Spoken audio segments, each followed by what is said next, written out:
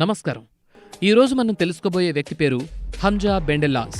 ఈ పేరు వినగానే మీరు కొద్దిగా ఆశ్చర్యపడొచ్చు. బహుశా ఎప్పుడూ వినుండకపోవచ్చు. మీరు కొన్నిసార్లు మిత్రులతో చర్చించినప్పుడు నేను హ్యాకింగ్ చేస్తా, డబ్బులు సంపాదించేస్తా అనే ఒక మిత్రుడు కోతలు కోయటం వినే ఉంటారు. కానీ మీరు నిజంగా ఇలాంటి వ్యక్తి ఉన్నారని తెలుసుకుంటే ఆశ్చర్యపోతారు కూడా. మీరు నమ్మలేని విధంగా ఈ వ్యక్తి సాంకేతిక ప్రపంచంలో ఎలా తన పేరును సార్థకం చేసుకున్నాడో ఇప్పుడు తెలుసుకుందాం. హంజా బెండెల్లాస్ 1988లో అల్జీరియాలో జన్మించాడు. చిన్నప్పటి నుంచి కంప్యూటర్లపై విపరీతమైన ఆసక్తున్న అతను తన మేధో సంపత్తితో కంప్యూటర్ రంగంలో అనేక ప్రయోగాలు చేయటం ప్రారంభించాడు. అతని తండ్రి ఒక చిన్న ఉద్యోగి, తల్లి ఒక గృహిణి.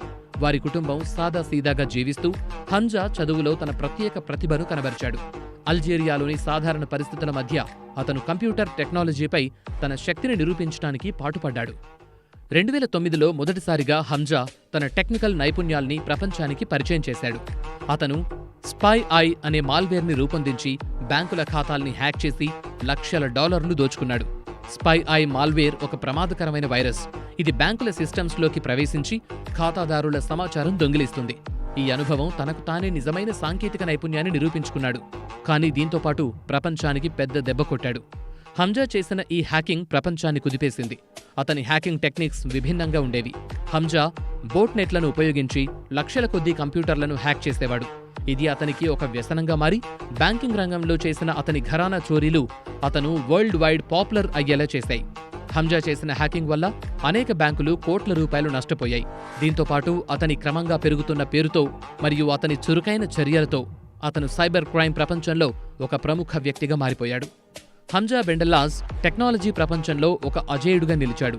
కానీ అతను కేవలం హ్యాకర్ కాకుండా ఒక సహాయం చేసే మంచి వ్యక్తిగా కూడా పేరు తెచ్చుకున్నాడు. హంజా తన సంపాదనలో కొంత భాగం పేదలకు, అనాథలకు విరాళంగా ఇచ్చేవాడు. తన హ్యాకింగ్ ద్వారా సంపాదించిన డబ్బులతో పేద పిల్లలకు చదువు, అనాథాశ్రమాలకు విరాళాలు ఇచ్చాడు. ఈ పనులతో అతను ఎంతో మంది మనసుల్ని గెలుచుకున్నాడు.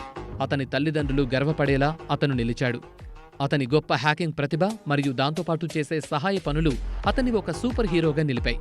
హంజా హ్యాకింగ్ ద్వారా కొట్టేసిన కోట్ల రూపాయలు పేద ప్రజలకు, అనాథలకు ఇచ్చేవాడని కొన్ని కథనాలు నడిచాయి. అయితే హంజా బెండెల్లాస్ గురించి కొన్ని వాస్తవాల్ని కూడా తెలుసుకోవాలి అని కొన్ని మీడియా సంస్థలు ఆశ్చర్యకరమైన విషయాలు వెల్లడించాయి. అతను దొంగిలించిన డబ్బుల్ని నిజంగా పేదలకు విరాళం ఇవ్వలేదని, అతను తన హ్యాకింగ్ ద్వారా సంపాదించుకున్న డబ్బును కేవలం తన లగ్జరీ జీవితానికి మాత్రమే ఉపయోగించుకున్నాడు అన్నది ఆ కథనాల సారాంశం. అతను తన కుటుంబానికి మరియు స్నేహితులకు అనేక ఖరీదైన గిఫ్టులు ఇచ్చాడని కొన్ని సంస్థలు తెలిపాయి. ఈ విషయాన్ని అధికారిక వర్గాలు ధృవీకరించాయని కూడా అంటారు. ఎన్నో ఘరానా మోసాలు చేసిన అతను 2013లో థాయిలాండ్లోని బ్యాంకాక్ ఎయిర్పోర్ట్లో అరెస్ట్ అయ్యాడు. పోలీసులు అతన్ని పట్టుకోవడం అంత సులువు కాలేదు. FBI మరియు ఇతర అంతర్జాతీయ సంస్థలు అతన్ని పట్టుకోవడానికి విపరీతంగా శ్రమించాయి. హంజా అరెస్ట్ ఒక పెద్ద సంచలనమైంది. అతన్ని యుఎస్కి అప్పగించి అక్కడ అతని మీద కేసులు నడిపి 15 సంవత్సరాల జైలు శిక్ష విధించారు.